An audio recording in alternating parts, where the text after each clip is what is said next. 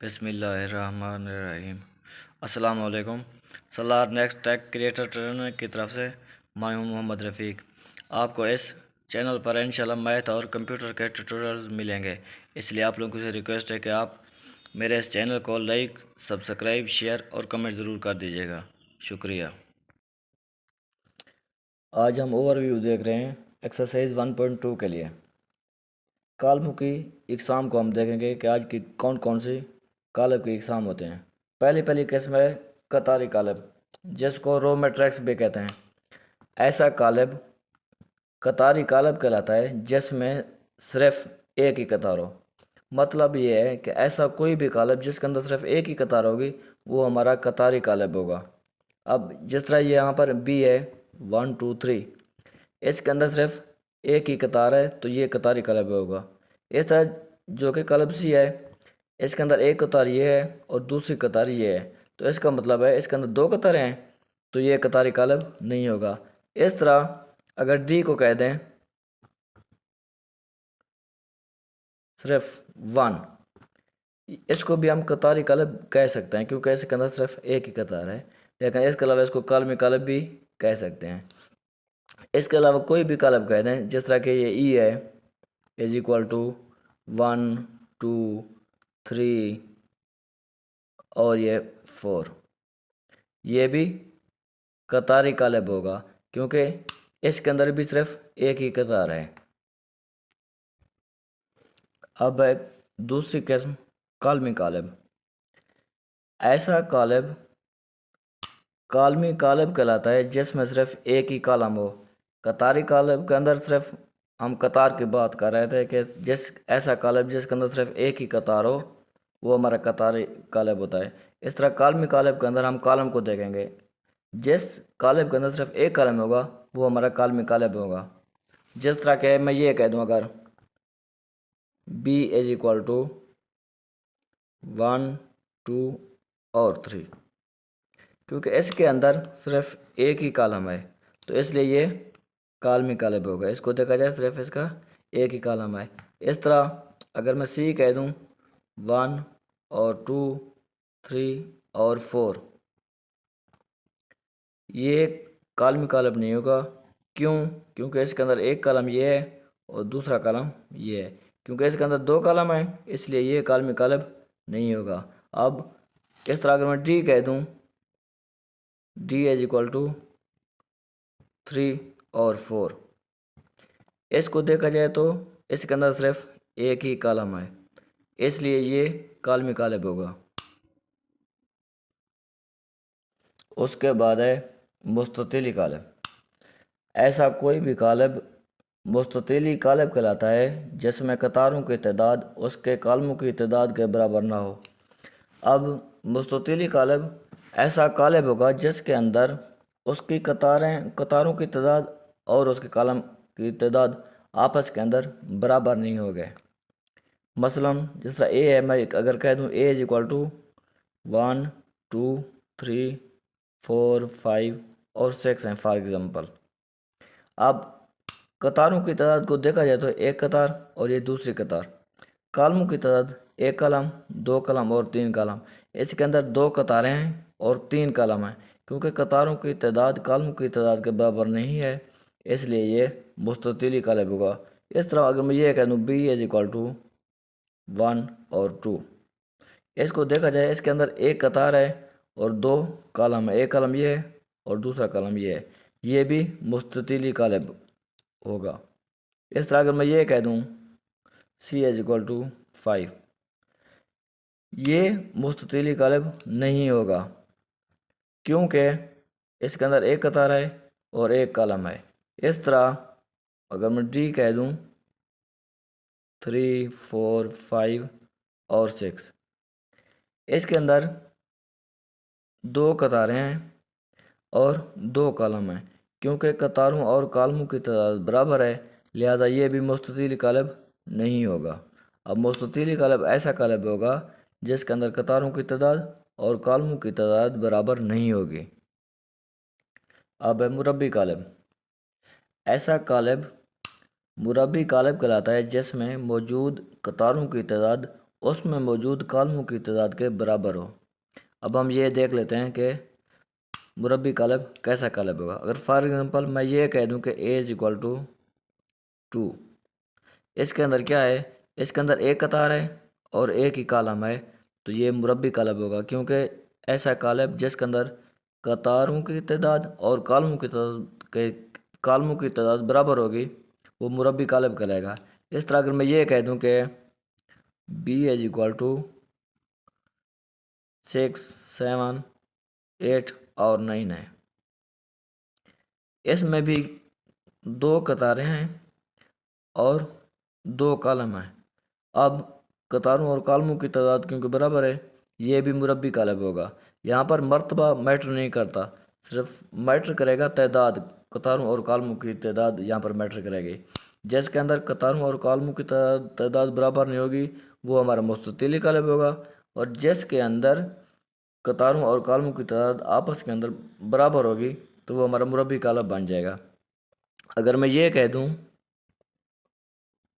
6, 7, 9, 10, 12, 15, 17, 19 और 20, अगर मेरा मैं इस कालब को देखूंगा, इसके अंदर पहले देखूंगा कतारों की तादाद, ये एक कतार है, ये दूसरी कतार और ये तीसरी कतार। इस तरह मैं कालम को देखूंगा, एक कालम, दूसरा कालम और ये तीसरा कालम, क्योंकि इसके अंदर तीन कतारें हैं और तीन कालम हैं, लिहाजा ये कालब मुरब्बी कालब होगा।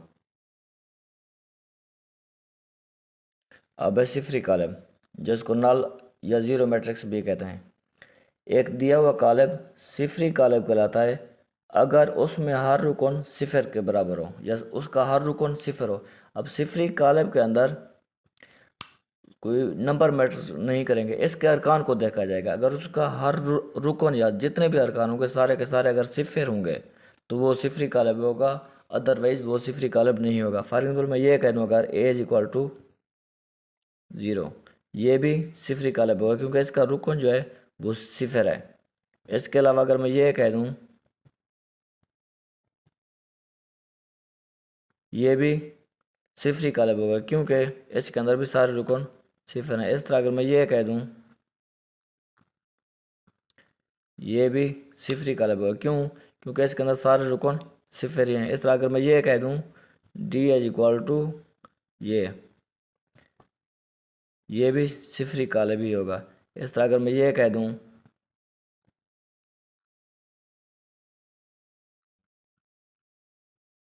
इसके अंदर भी क्योंकि सारे रुकन सिफर हैं, ये भी हमारा सिफरी कालब ही होगा। इस तरह अगर मैं ये कह दूँ इसके अंदर क्योंकि एक रुकन मेरा सिफर नहीं है, लिहाजा ये सिफरी कालब नहीं होगा। उसके बाद है ट्रांसपोज कालब। अगर किसी भी कालब की कतारों को कालमों में या कालमों को कतारों में तब्दील कर दिया जाए तो वो उस कालब का ट्रांसपोज कहलाता है। मिसाल के तौर पर अगर मेरा कोई एक कालब है, ये 1, 3 और 6 है। अब एक ट्रांसपोज को हमेशा जो ज़ाहिर किया जाता है, जिस तरह ये ए है, ए के ऊपर अगर हम टी लगा देंगे तो इसका मतलब है ये ए का हम ट्रांसपोज फाइंड कर रहे हैं। इसका तरीकाकार ये होता है, पहला काम यह है कि इसके कतारों को कालमों में तब्दील कर जाए।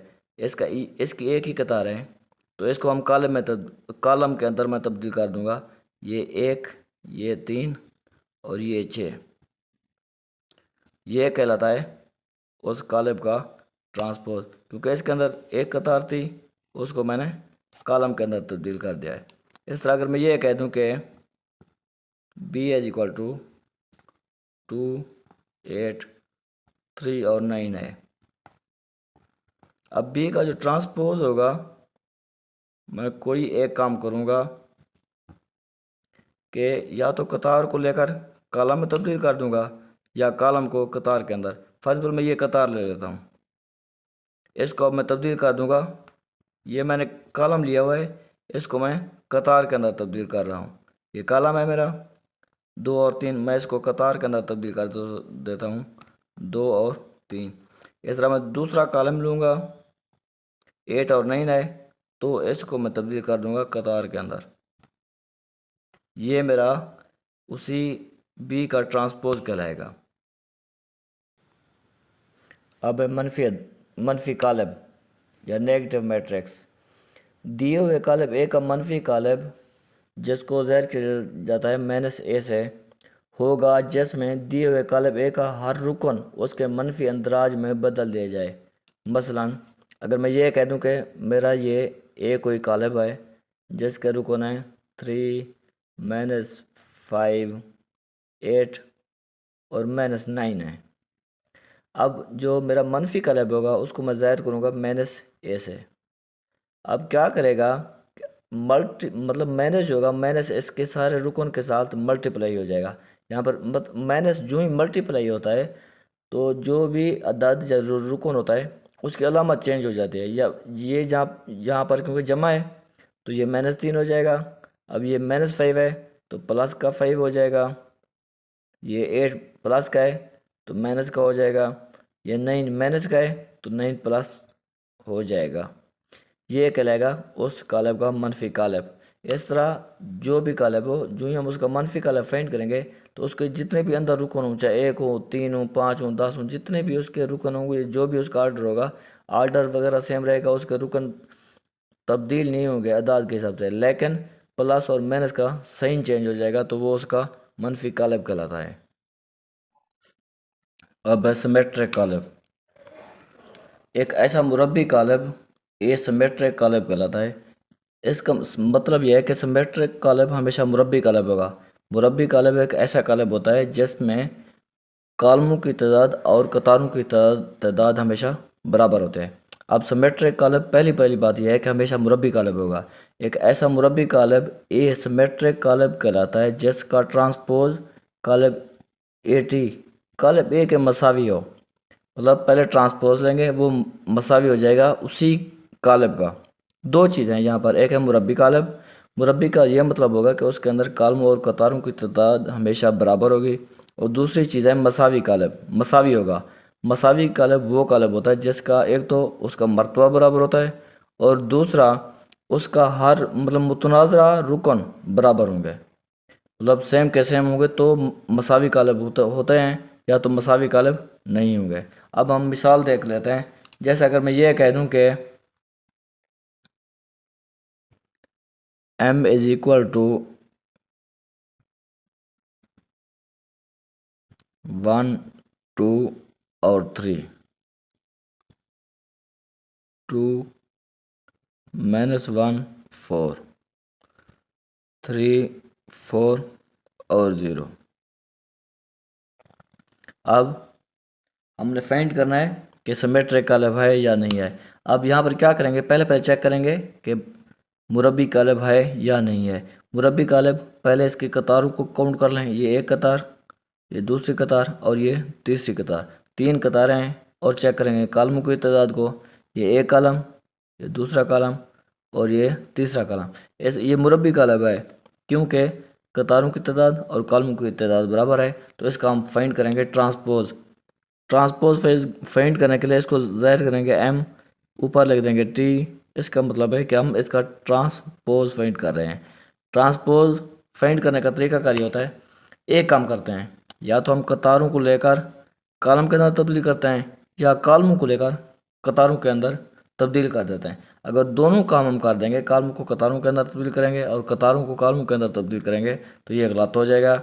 उसके वजह ये दोबारा सेम का सेम ही आ जाएगा। इनमें से एक काम करना है, या तो कलम लेकर कतार में तब्दील कर देना है या कतारों को लेकर कलम में तब्दील कर देना है। अब मैं ये कह रहा हूँ कि कलमों को कतारों के अंदर तब्दील कर रहा हूँ।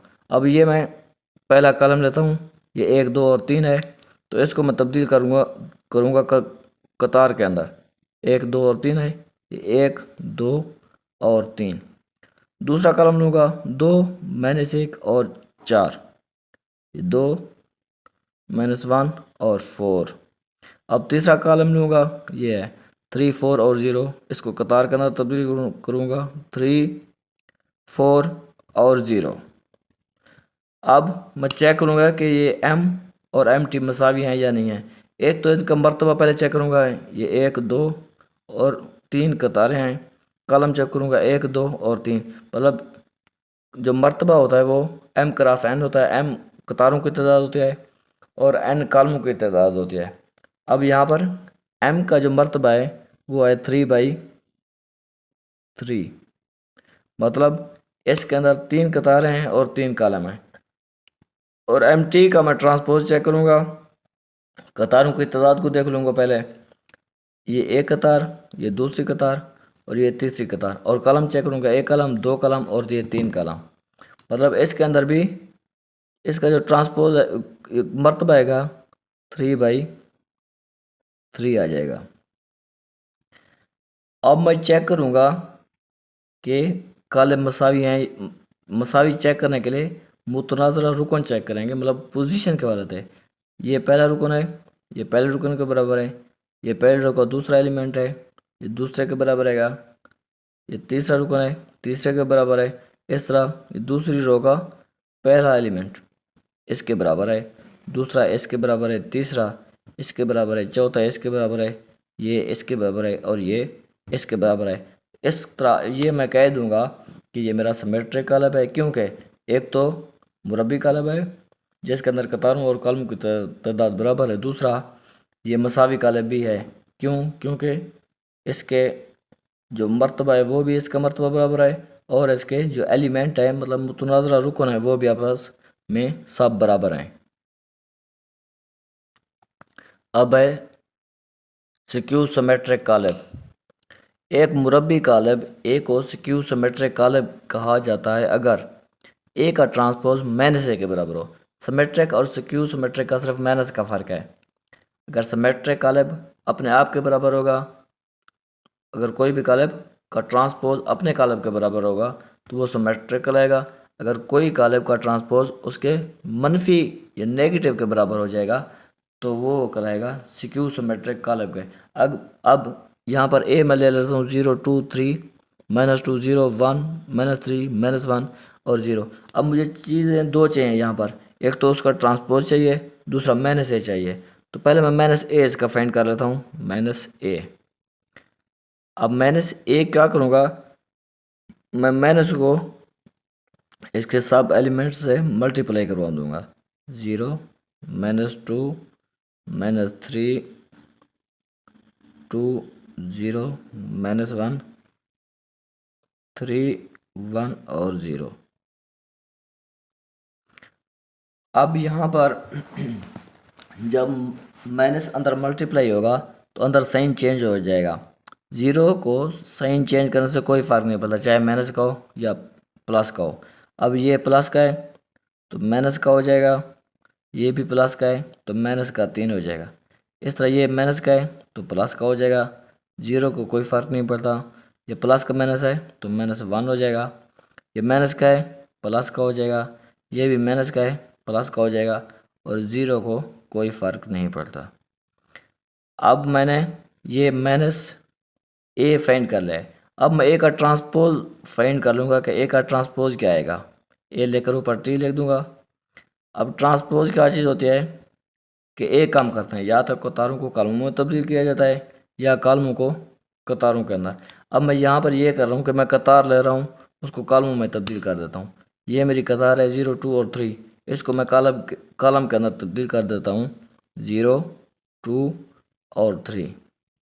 इस तरह दूसरी कतार लूँगा -2 0 और 1, इसको दूसरे कॉलम के अंदर मैं तब्दील कर दूँगा -2 0 और 1। इस तरह तीसरी कतार लूँगा -3 1 और 0 को कॉलम के अंदर तब्दील कर लूँगा -3 -1 और 0। अब मैं चेक करूँगा कि ए का ट्रांसपोज -1 के इक्वल है, मतलब मसावी है। मसावी का यही मतलब होगा उसका मर्तबा भी सेम होगा, उसका मुतनाज़रा रुकन भी बराबर होंगे। इसको देखा जाए, इसका मर्तबा जो है ये 1 2 और 3, 1 2 और 3 3/3 है, मतलब 3 रोज़ हैं और 3 कॉलम हैं। इसके अंदर भी 3 रोज़ और 3 कॉलम्स हैं, तो इसका मतलब है इसका मर्तबा बराबर है। अब मैं इसके मुतनाज़रा रुकन चेक करूँगा कि बराबर है या नहीं है। यहाँ पर 0 है, ये भी 0 है, बराबर हैं। ये -2 है, यहाँ पर भी -2 है, ये -3 है, यहाँ पर भी -3 है, ये 2 है, ये 2 है, ये 3 है, नीचे 3 है, 0 और 1 है, ये 0 और 1 है, -1 और 0 है, यहाँ पर भी -1 और 0 है। तो ये स्क्यू सिमेट्रिक होगा क्योंकि इसका -a उसके ट्रांसपोज के बराबर है या मसावी है। एक बात हमेशा याद रखना, सिमेट्रिक और स्क्यू सिमेट्रिक कालब के अंदर दोनों कालब का मुरब्बी कालब होना ज़रूरी है। मतलब कालमों की तादाद और कतारों की तादाद ऐसे कालब के अंदर हमेशा बराबर रहेगी। अब है वितरी कालब। ऐसा मुरब्बी कालब, मतलब यह है कि वितरी कालब हमेशा मुरब्बी कालब ही होगा। ऐसा मुरब्बी कालब ऐसा कालब होता है जिसके अंदर कालमों की तादाद और कतारों की तादाद हमेशा बराबर होती है। अब वितरी कालब ऐसा मुरब्बी कालब होगा जिसमें वितर के अरकान में से कम अज़ कम एक रुकन गैर सिफर हो और बाकी तमाम रुकन सिफर हों, वितरी कालब कहलाता है। अब वितर के अरकान कौन से होते हैं ये मैं आपको बता दूंगा। अब मैं मिसाल दे रहा हूँ कि वितरी कालब कौन सा होगा। फॉर एग्जांपल मैं ये कह दूँ, अगर ए इज इक्वल टू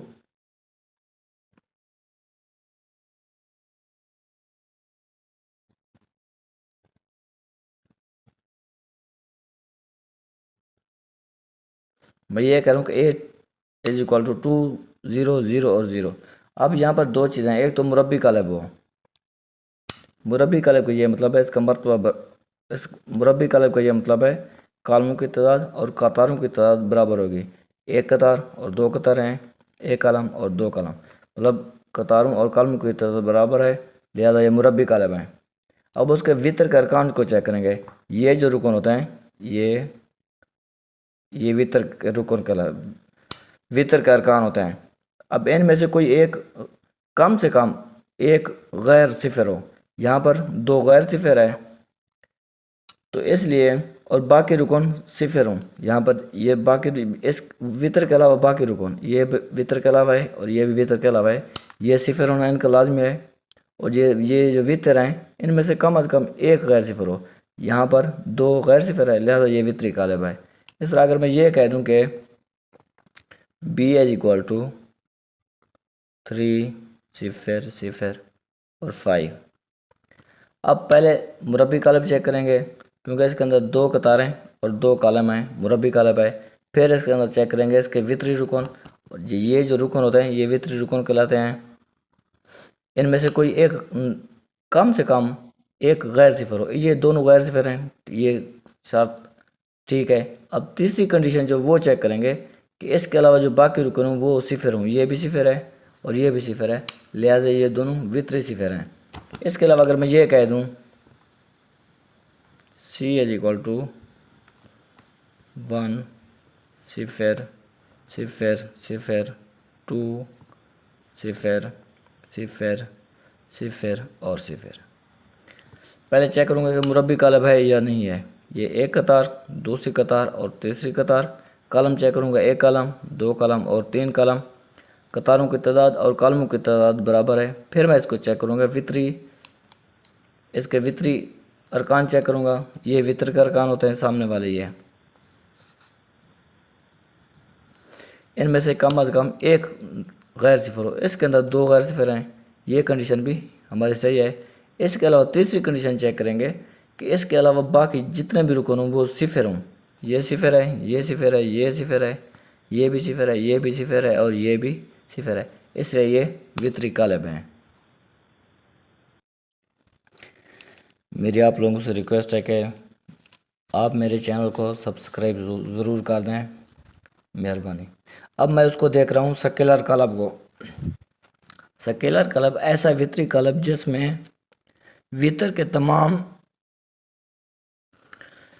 स्केलर कालब ऐसा वितरी कालब जिसमें वितर के तमाम अरकान या अंदराज यकसा हों, मतलब बराबर हों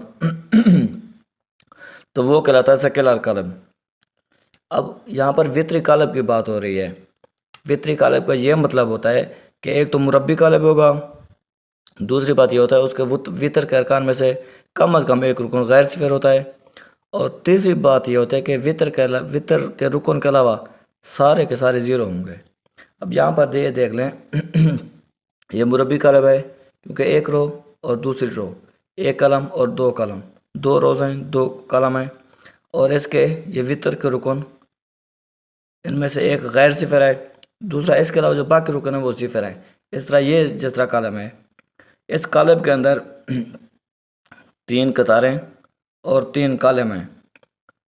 अब यहाँ पर जो वितर के रुकन हैं वो गैर सिफर हैं, बाकी अलावा सारे रुकन जो हैं वो सिफर हैं। इस तरह हम अगर ये कह दें, मैं ये कह दूँ कि ए इज इक्वल टू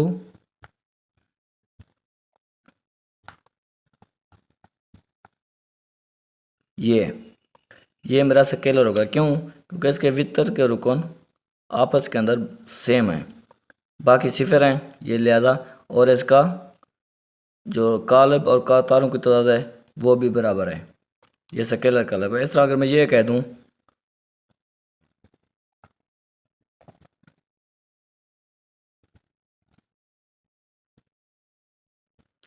तो ये भी मेरा स्केलर कालब होगा, क्योंकि इसके अंदर वितर के रुकन सारे बराबर हैं, आपस के अंदर सारे 5 हैं, बाकी रुकन सारे सिफर हैं, और दूसरा ये वितरी कालब भी है। अब है वहदानी या ज़रबी ज़ाती कालब, जिसको मल्टीप्लिकेटिव आइडेंटिटी मैट्रिक्स भी कहते हैं। अब उससे पहले हमें ज़रबी ज़ाती अंसर का पता होना चाहिए। ज़रबी ज़ाती अंसर एक ऐसा अदाद होता है जिसको किसी भी अदाद से ज़रब देने से उस पर कोई फ़र्क नहीं पड़ता। जिस तरह के 1 है, 1 हमारा ज़रबी ज़ाती आंसर है। 1 को हम जिससे भी मल्टीप्लाई करवाएंगे उस पर कोई फ़र्क नहीं पड़ेगा। फॉर एग्ज़ाम्पल, अगर 5 को 1 से मल्टीप्लाई करवा दें आप, आंसर 5 ही रहेगा। इस तरह 50 को 1 से मल्टीप्लाई करवा दें, 1000 को करवा दें, 10,000 को करवा दें, तो क्योंकि आंसर पर कोई फ़र्क नहीं पड़ता एक को मल्टीप्लाई करवाने से, इसलिए जो एक है वो हमारा ज़रबी ज़ाती आंसर है। इस तरह वहदानी या ज़रबी ज़ाती कालब एक ऐसा कालब होगा जिसको किसी भी अदद से आप मल्टीप्लाई करवाएंगे तो उस मल्टीप्लिकेशन का जो आंसर आएगा वो हमेशा उस पर कोई भी फ़र्क नहीं डालेगा। ये अगर लेकिन शर्त है कि उसकी ज़रब मुमकिन हो, वो बाद में देख लेंगे।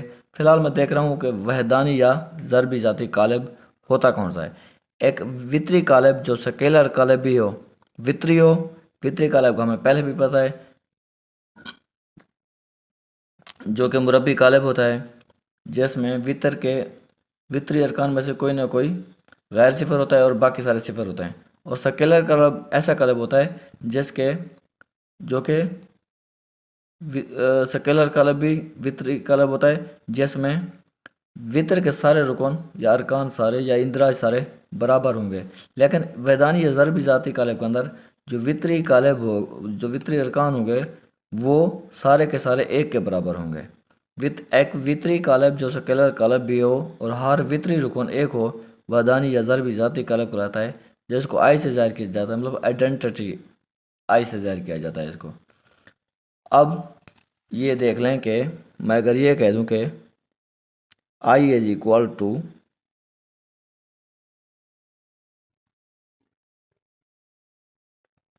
अब यहाँ पर देखा जाए तो क्योंकि ये वितरी कालब भी है और स्केलर भी है क्योंकि सेम है, और जो तीसरी बात थी कि इसके वितर के रुकन एक हों, ये यहाँ पर सारे एक भी हैं, तो ये वैदानी या ज़रबी ज़ाती कालब होगा।